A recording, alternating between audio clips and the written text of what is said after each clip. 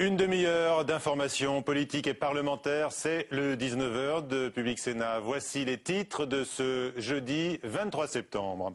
Paris gagné pour les syndicats qui revendiquent 3 millions de manifestants selon le chiffre de la CGT, 3 fois moins selon la police.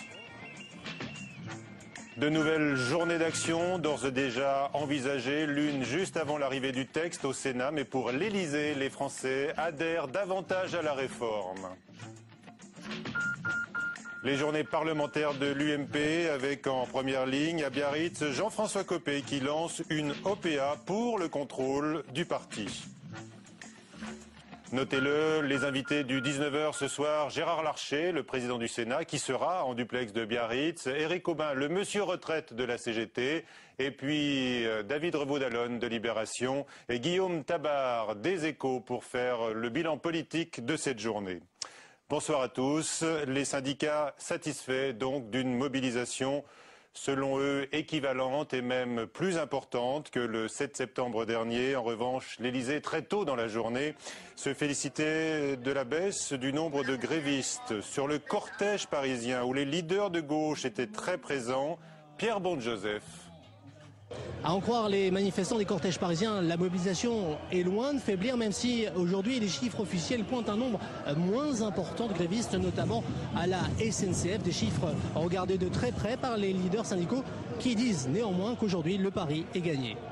Mais on est satisfait parce que je peux vous dire déjà aujourd'hui qu'on a plus de manifestants que la dernière fois. En tout cas, notre objectif est atteint, ce qui montre bien que le soutien populaire est très fort. Tous les leaders syndicaux et politiques rencontrés dans la manifestation pointent la durée exceptionnellement longue du mouvement.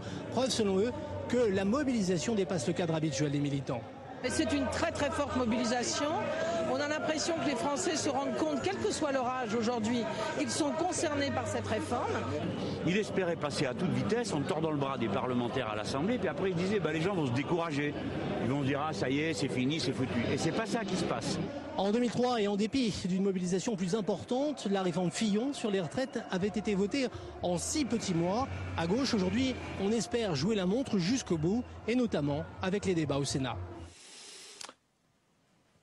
Et Jean-Claude Mailly de FO annonce une suite. Si cela ne suffit pas, dit-il, l'intersyndicale va se réunir vendredi pour décider d'une éventuelle action dans les tout prochains jours. En tous les cas, c'est sûr, dans les semaines qui viennent. Illustration des aspects les plus controversés de la réforme qui pourrait être amendée, donc on l'a dit par le Sénat, la pénibilité et les pensions versées aux femmes avec ces deux trajectoires professionnelles que nous présentent Sandra Cerquera et Flora Sauvage. À 54 ans, Isabelle a derrière elle une carrière discontinue, entrecoupée par la naissance de ses enfants, des congés parentaux et des périodes de travail à temps partiel.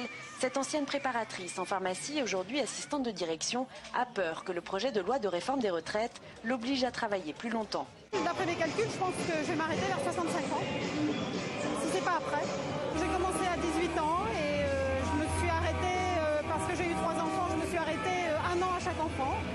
Et je me retrouve pénalisée comme beaucoup de femmes, parce que je suis seule maintenant, avec peut-être une retraite qui sera le minimum. Et la réforme qui arrive en examen au Sénat lundi prochain risque d'accentuer les inégalités hommes-femmes. Je suis inquiète et il y a vraiment une inégalité parfaite. Ou alors il faut avoir des super carrières, des super salaires, ou alors des fortunes personnelles pour y arriver. En plus du report de l'âge légal, c'est la pénibilité au travail qui inquiète. Les 3-8, le travail de nuit et l'exposition aux produits chimiques, Jean-Noël connaît. Il ne se voit pas travailler 2 ans de plus. On sait très bien que les gens qui arrivent en retraite dans des conditions déplorables, ce qui est bien qu'ils ont très peu de chances de rester aussi longtemps en vie qu'un cadre pendant la période de retraite. Une personne atteignant un taux minimum de 10% d'incapacité pourra partir à la retraite à 60 ans. C'est la concession adoptée par l'Assemblée nationale et le Sénat pourrait agir davantage sur la pénibilité. Gérard Larcher a déjà annoncé de nouveaux amendements. L'impératif de la réforme des retraites a été défendu, évidemment, à l'ouverture des journées parlementaires UMP à Biarritz, même si les débats de fond ont été éclipsés. La tension Copé-Bertrand sur le contrôle du parti nourrit en effet toutes les conversations, alors que le discours du premier est très attendu ce soir. Jean-François Copé, qui veut se rendre indispensable à Nicolas Sarkozy. Sur place, nous retrouvons Fabrice Cunet. Monsieur Copé, pourquoi vouloir prendre la tête du parti? Oh là, c'est une trop longue histoire. Là, il faut que j'aille en séance, je vous en reparlerai. À son arrivée à Biarritz, Jean-François Copé ménage un faux suspense. Candidat déclaré à la tête de l'UMP depuis plusieurs semaines, il est en campagne devant les parlementaires du groupe et donne sa vision de la fonction. Je crois que le débat, il est de dire, d'un côté, on est 100% loyal avec le président de la République, mais de l'autre, on a 100% de liberté de débat. Voilà. Face aux ambitions affichées de Jean-François Copé et aux critiques, Xavier Bertrand est dans une position inconfortable. Pourquoi? Il n'y a jamais eu d'ambition en politique? Il n'y a jamais eu d'agitation de rentrée en politique? Ce serait bien la première fois. Il y a à nouveau, depuis que j'ai été élu, une vie militante dans l'UMP. Il y a plus d'adhérents que l'an dernier et que l'année précédente. Et d'autre part, mon rôle, c'est aussi de préparer le parti pour l'élection présidentielle. Pas franchement le discours d'un secrétaire général sur le départ. Pourtant, il faudra bien trancher. Et pour certains sénateurs, le temps presse. Il va bien falloir qu'on sorte de cette situation d'incertitude. Et je sais que le président de la République fera le nécessaire pour qu'un nouveau départ soit pris. François Baroin est aussi l'un des animateurs annoncés du jeu des chaises musicales. Et le ministre du Budget ne s'étonne pas de la rivalité Copé-Bertrand. Il y a toujours eu des rivalités entre le groupe et le parti, toujours. Vous prenez Bernard Ponce ou Jacques Toubon, réciproquement à la tête du groupe ou à la tête du parti, ça a toujours existé. C'est pas le moment d'afficher ses ambitions pour certains? C'est toujours le moment d'afficher ses ambitions quand elles sont légitimes. Vous dites ça parce que Jean-François Copé. Salut. Tu vas bien? Très bien. Baroin, Copé, Bertrand, derrière les sourires, l'attente des choix présidentiels. Ce sera pour l'automne, après l'adoption de la réforme des retraites. Rival également de Jean-François Copé, François Fillon est attendu en fait dès ce soir à Biarritz. Il doit prendre la parole demain, mais donc dès ce soir, il apparaîtra lors du dîner des parlementaires de l'UMP. Ovation garantie pour lui. Un conseil de défense et de sécurité s'est réuni à l'Elysée aujourd'hui, le 4e depuis le rapt de 5 Français au Niger. Pour l'instant, notre souci est de pouvoir entrer en contact avec Al-Qaïda, précise Hervé Morin, le ministre de la Défense. Tout de suite, le premier invité du 19h, Gérard Larcher, le président du Sénat.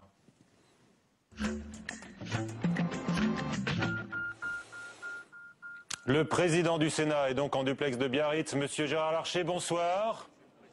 Bonsoir. Les manifestations sont des messages qu'il faut écouter, disiez-vous au Monde au début du mois. Le message de ce soir, selon vous, c'est que le rejet de la réforme des retraites est toujours aussi fort? Non, je crois qu'il y a encore un besoin de pédagogie sur la nécessaire réforme des retraites. Et c'est ce à quoi, notamment, les sénateurs devront apporter une réponse à partir du 5 octobre. J'ai vu dans la manifestation, dans les images qui ont été transmises, une banderole qui disait « Mesdames et messieurs les sénateurs, ne votez pas cette réforme injuste ». Ben, j'ai envie de répondre à cette banderole. Tout d'abord, le Sénat, il écoute, il travaille, et la première des choses que je souhaite dire, c'est que cette réforme, elle est nécessaire, qu'elle n'est pas injuste et qu'elle garantit l'avenir d'un système par répartition, qui est sans doute le système le plus juste. Mais qu'elle sera corrigée par le Sénat Le second aspect, oui, c'est que le Sénat est en train de travailler pour rechercher, après les députés, la réforme la plus équitable qui soit. Et naturellement, il y a des sujets. Il y a des sujets, je pense aux sujets dont on parle beaucoup moins, des handicapés et de la retraite, du travailleur handicapé et de la retraite, de la santé au travail, sur des sujets sur lesquels nous avons travaillé depuis des années. Et il y a aussi, naturellement, le sujet des carrières discontinues. C'est vrai pour les femmes ou les conjoints. Alors justement, est-ce que vous considérez élever les enfants? J'ai aussi un sujet qui d'ailleurs interpelle les partenaires sociaux, parce que cela relève de la Convention d'assurance chômage, pour les chômeurs de très longue durée, ceux qui ont connu malheureusement dans un certain nombre de régions de graves difficultés par rapport à l'emploi. Voilà tous les sujets qui sont devant nous, et moi je fais totalement confiance au rapporteur à la Commission des affaires sociales. Mais alors, est-ce que vous pourrez, au Sénat, aller plus loin? C'est ce qu'attendent les syndicats. Ils vont faire pression sur le Sénat dans les jours qui viennent. Une nouvelle manifestation d'ailleurs est prévue juste avant l'examen du texte. Est-ce que vous pourrez aller plus loin que les simples marges évoquées par l'Élysée? Écoutez, le président de la République, répondant d'ailleurs à une question du rapporteur général Alain Vassel, avait été, je dois dire, ouvert. Il y a les travaux qui sont conduits, il y a les auditions qui vont être conduites encore jusqu'au 4 octobre. Eh bien, laissons le temps au débat et au débat parlementaire. Dans une démocratie, c'est le rôle du Parlement, c'est le rôle du dialogue entre le gouvernement, l'Assemblée nationale et le Sénat. Bien sûr en écoutant les uns et les autres, mais en faisant cette pédagogie nécessaire en direction des Françaises et des Français sur une réforme nécessaire pour sauver le système des retraites. Mais vous-même, Gérard Larcher, au début du mois, vous aviez été très ouvert sur une des bornes d'âge, celle des 65 ans, et vous aviez d'ailleurs demandé à ce qu'on la chiffre, et qu'on l'examine de très près. Est-ce qu'elle est négociable pour vous? Écoutez, on est en train de chiffrer et donc confronter les chiffres, notamment sur la situation des femmes, notamment sur la situation aussi des retraites des travailleurs handicapés. C'est le travail que conduit la Commission. Considérez-vous que le sort réservé aux femmes avec cette borne d'âge à 65 ans est... Mais écoutez, la notion, c'est pas la borne. D'abord, je crois qu'il est acquis pour tout le monde qu'il faudra travailler plus longtemps parce que l'espérance de vie a augmenté. Que la borne de 62 ans est aujourd'hui une borne qui a été assez bien comprise. Le problème de 67 ans, c'est pas la borne du départ à la retraite, c'est la borne sans décote.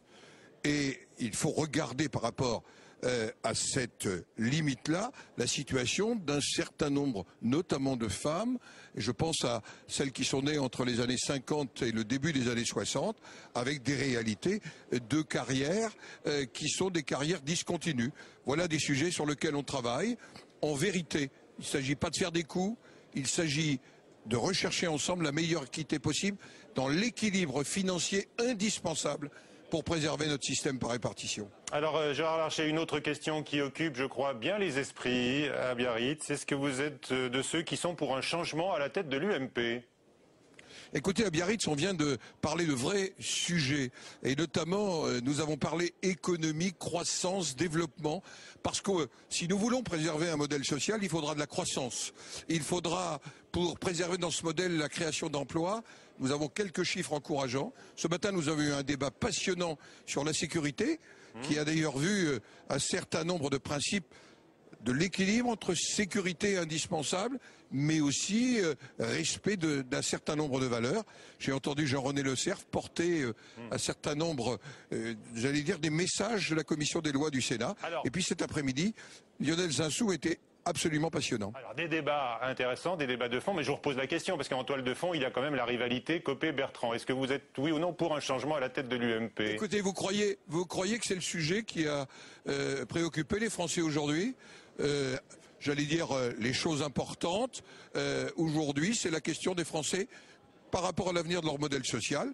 Il y a dans toutes les formations politiques des débats qui sont légitimes, qui sont nécessaires, mais ça ne me semble pas être le sujet de ce soir. Bon, alors une question sur les parlementaires socialistes cette fois, Gérard Larcher. Ils étaient réunis à Pau encore hier et ils ont imaginé ce que serait un Sénat de gauche, comme si ce basculement historique était programmé. Que leur répondez-vous ? Qu'il n'est jamais interdit de rêver, que c'est un vieux principe de la liberté, qui est d'ailleurs l'héritage de 1968. Je leur dis simplement que le Sénat, aujourd'hui, par ce qu'il représente, est une représentation différente d'une chambre du Parlement, et puis qu'on se donne rendez-vous au mois de septembre, et puis si les grands électeurs décident de donner une majorité à la gauche, il y aura une majorité à la gauche, mais je suis plutôt confiant, j'allais dire... À chacun son rêve. Aujourd'hui, il y a à relever le défi de l'emploi, le défi de l'équité, le retour aux équilibres budgétaires et une présidence de la France dans le G20, la nécessité d'une régulation économique et financière. Je crois que c'est l'important pour répondre aux inquiétudes et aux angoisses des Français. Merci beaucoup Gérard Larcher d'avoir été avec nous. Merci de m'avoir invité. Ce soir en duplex de Biarritz. C'est la suite du 19h tout de suite avec nos invités, nos débatteurs. On reprend bien sûr le débat sur les retraites.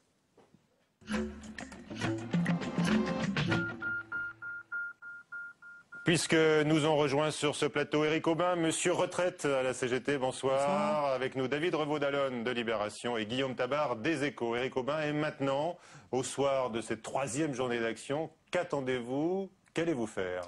Écoutez, on a prouvé encore une fois, les salariés ont prouvé encore une fois qu'ils étaient déterminés et qu'ils étaient opposés à cette réforme brutale, injuste et de court terme. Je crois que le gouvernement doit prendre la mesure et ne pas minimiser ce qu'a été la mobilisation aujourd'hui.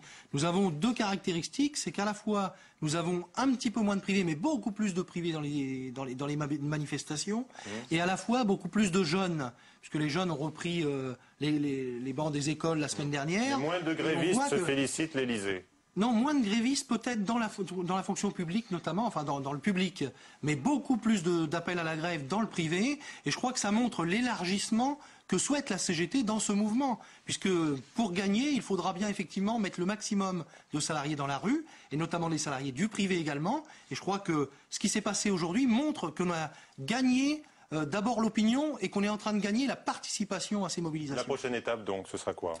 On avait parlé d'un kit ou double, alors. Nous avons une intersyndicale demain. Les 8 organisations seront autour de la table, et je pense que ceux qui pensent que l'intersyndicale va se fissurer seront déçus, puisque je peux dire ce soir que nous nous mettrons d'accord sur les suites du mouvement si le gouvernement, si le président de la République ne réagit pas suite aux grandes mobilisations d'aujourd'hui. Nous attendons, nous avons jusqu'à 10 h demain matin. Nous demandons à ce qu'on puisse rouvrir des négociations sur cette réforme et à ce qu'on puisse revoir, y compris les mesures d'âge. Les mesures qui nous sont proposées aujourd'hui ne nous satisfont pas. Elles sont non négociables, et vous le savez très bien, elles sont non négociables. Elles ne satisfont pas du tout l'ensemble des organisations syndicales. Donc il faut que le gouvernement ou le président de la République prenne la mesure du mécontentement. Tous les sondages montrent que la bataille d'opinion est gagnée par les syndicats. Le dernier sondage CSA-CGT montre que 74% des salariés sont en désaccord avec les mesures d'âge proposées dans ce projet de réforme. Néanmoins, la partie va quand même se jouer désormais au Sénat. Est-ce que, selon vous, le texte pourrait rendre la réforme acceptable? S'il reprend les mesures d'âge, oui. Non, mais là, c'est pas le projet. Voilà, le projet, ce sont des aménagements, des amendements sur un certain nombre de thèmes qui ont été répétés par Gérard Larcher, la pénibilité, les femmes, les handicapés, les polypensionnés. La validité, la pénibilité, c'est un dispositif invalidité qu'on nous propose. C'est pas la pénibilité, puisqu'il faudra avoir 20% d'incapacité, donc c'est pas du tout le dispositif que demandaient les organisations syndicales. Mais je crois qu'il ne faut pas tromper les salariés, notamment ceux qui manifestent aujourd'hui, ceux qui ont manifesté le 7 septembre, qui ne sont pas d'ailleurs les mêmes, on l'a bien vu dans les cortèges. Donc pour vous, s'il y a des acquis à l'issue du débat au Sénat, ce ne seront que des mesurettes. À ce que portent les manifestants, c'est qu'effectivement les mesures d'âge doivent être revues et donc réouvrir des négociations, des discussions pour revoir cette réforme, les fondamentaux de cette réforme. Et c'est pas effectivement ce que nous dit le gouvernement, ce que nous dit le président de la République, pas plus Gérard Larcher qui vient de parler. Et donc, s'il faut poursuivre la mobilisation, je crois qu'on est tous d'accord, toutes les organisations, pour dire nous poursuivons la mobilisation. Et vous savez bien au fond de vous-même que la réforme, elle passera. Le contraire, ce serait pour le chef de l'État un suicide politique. Non, nous ne sommes pas d'accord. Je crois que la pression sociale peut faire gagner les salariés sur ce sujet, y compris des retraites et notamment sur les mesures d'âge. Je crois qu'aucun gouvernement ne peut résister à une pression sociale forte. Nous sommes dans un processus de mobilisation qui a commencé en mars, 800 000 manifestants, aujourd'hui 3 millions. Et demain, s'il faut poursuivre, je crois que les manifestants l'ont dit aujourd'hui dans la rue, ils sont prêts à poursuivre la mobilisation. Donc on aura demain à discuter des formes des suites de l'action, mais nous entendons aller jusqu'au bout. Toujours sur l'unité, mais même la CGT est divisée, vous le savez. Il y a une tendance plus dure que l'autre, certains voulant peut-être des grèves reconductibles, d'autres non. La culture de la CGT, c'est la culture du débat. Donc la CGT débat en interne, prend des décisions et ensuite tout le monde se met en marche de bataille pour appliquer ces décisions. Et je crois que les débats sont tout à fait sains, y compris au niveau de la CGT. Donc il n'y a pas la ligne dure ou la ligne douce, comme on pourrait l'entendre ou le voir écrit dans quelques journaux.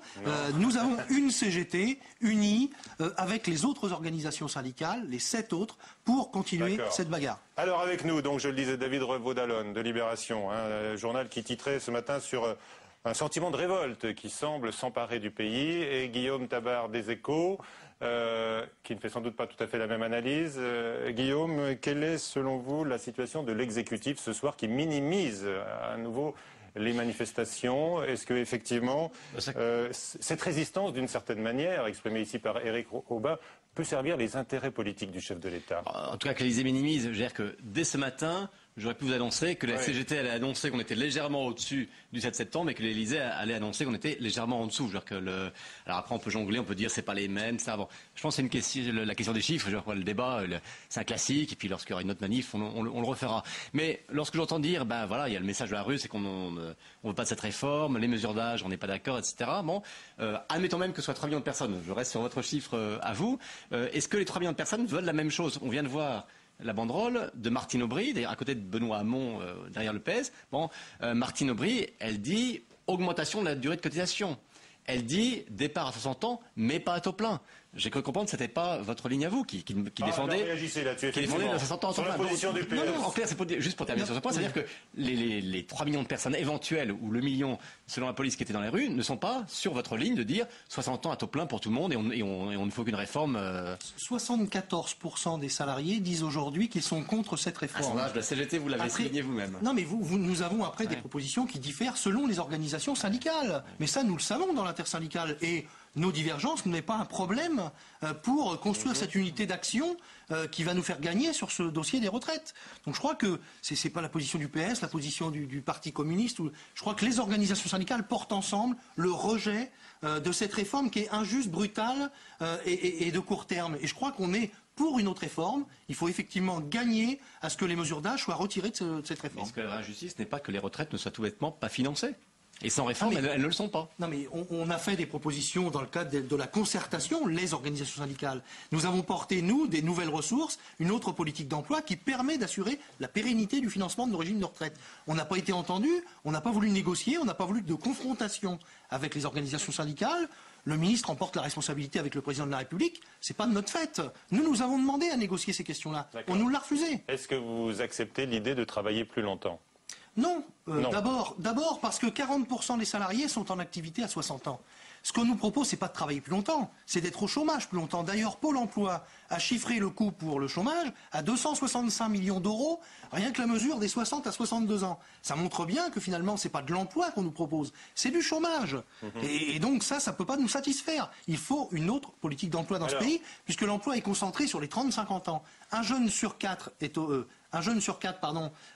chômage, et au-delà de 50 ans, on est exclu des entreprises. C'est la particularité de la France. Sociaux sur l'emploi des seniors, justement. Ça, pour le coup, il y a une vraie négociation entamée chez Éric Woerth sur l'emploi des seniors. Alors après, bien sûr que la politique de l'emploi était un vrai problème dans ce pays, mais qui ne remplace pas la réflexion sur la réforme des retraites en tant que telle, sur le financement des retraites. C'est une partie. Quand vous entendez la présidente du MEDEF dire à partir du moment où l'âge de départ sera fixé à 62 ans, mécaniquement les entreprises seront tentées de garder les seniors plus longtemps. Mais personne n'y croit. Non, mais les sondages des entreprises, des employeurs sont très clairs. Les employeurs disent à 72% dans le commerce, disent que de toute façon ce sera très difficile de faire travailler les salariés au-delà de 60 ans. Allez, David Revaud-Dallon, on entend Éric Aubin et on se dit que Martine Aubry pourrait faire naître de faux espoirs parce qu'elle propose un allongement de la durée de cotisation. C'est vrai, le maintien de la borne des 60 ans, mais pas avec une pension à taux plein si on n'a pas toutes ces annuités. Alors effectivement, le Parti socialiste là-dessus, cette bonne guerre va évidemment tenter de capitaliser, va expliquer que la pression est désormais sur l'Élysée. L'Élysée qui considère évidemment que cette réforme est la mère de toutes les réformes de ce quinquennat et vraisemblablement ne bougera pas. Et je crois que les aménagements au Sénat seront minimaux. Mais le Parti socialiste a au moins, même s'il n'est pas d'accord, on l'a vu sur la question du référendum, puisque Ségolène Royal propose un grand référendum, appuyé en cela par Jean-Luc Mélenchon, alors que la majorité de la direction, Martine Aubry en tête, n'est pas d'accord. Mais je crois que là, pour le coup, on se situe sur le terrain politique. Il s'agit là, pour le Parti socialiste, d'expliquer qu'il y a une mobilisation sociale telle qu'elle pourrait constituer la base électorale une base électorale majoritaire pour 2012. Donc ce qui se joue là du point de vue du PS, c'est évidemment la préparation de la mère de toutes les batailles présidentielles cette fois-ci. Le PS, Martine Aubry en tête aujourd'hui, et donc Nicolas Sarkozy, tous les deux finalement cherchent à consolider leur base électorale dans ce dossier des retraites. Ah oui, c'est l'effet politique induit de cette mobilisation sociale. C'est vrai que pour Nicolas Sarkozy, ce qui est en jeu, c'est sa crédibilité réformatrice. On a beaucoup dit depuis le début du quinquennat qu'il y a un certain nombre de réformes qui n'étaient pas abouties, inachevées, etc.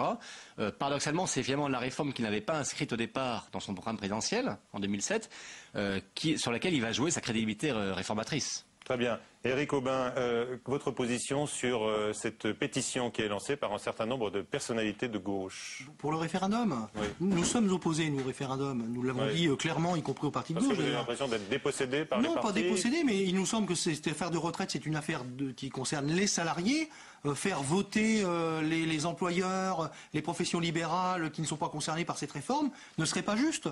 Donc nous pensons que nous ne sommes pas dans la même situation que ce qu'on a fait pour la Poste, où là il s'agissait de défendre le service public. Là on est pour la défense des retraites qui concerne principalement les salariés. Donc c'est la raison pour laquelle nous opposons, nous en tout cas, n'est pas favorable au référendum. Vous avez dit, faut relever, que Ségolène Royal est à nouveau en première ligne dès ce soir, hein, puisqu'elle a dénoncé dans un communiqué la manipulation de l'Élysée sur les chiffres. Absolument. Bon, on a vu que Martine Aubry s'était un petit peu, on peut le dire, caché dans les premières semaines de cette réforme. Petit à petit, elle a réussi.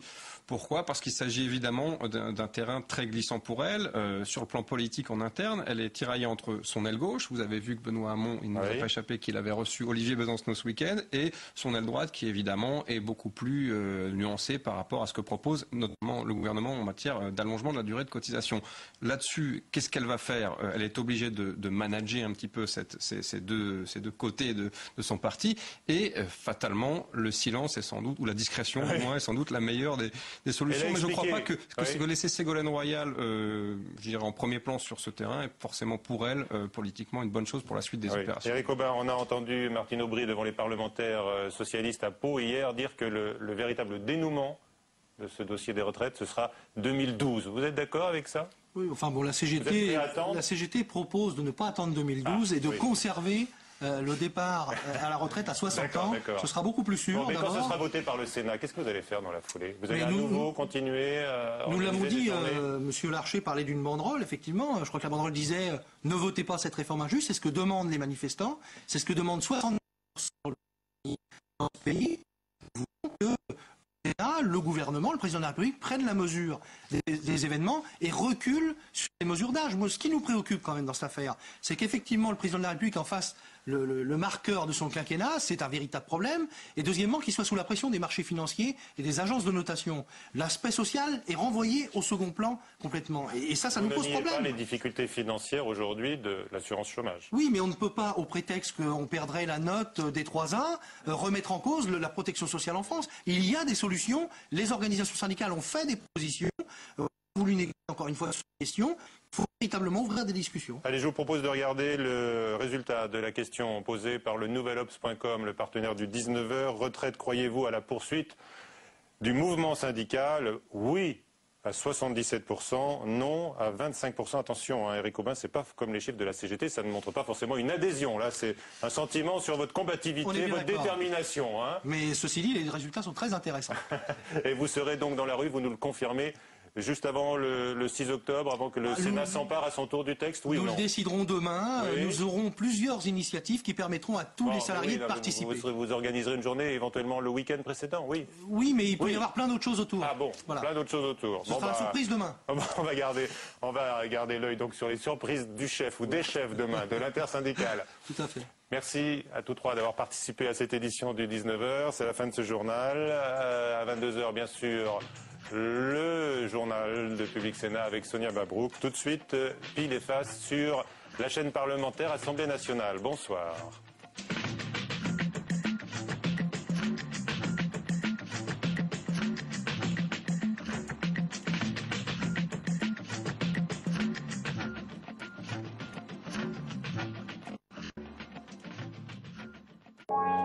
Lapidation, prostitution, crime d'honneur, les femmes du XXIe siècle sont parfois les victimes de pratiques d'un autre temps. Numéro spécial de Parole du Monde sur les femmes en péril. Parole du Monde, c'est un tour d'horizon de l'actualité internationale. Ce soir à 22h30 sur Public Sénat.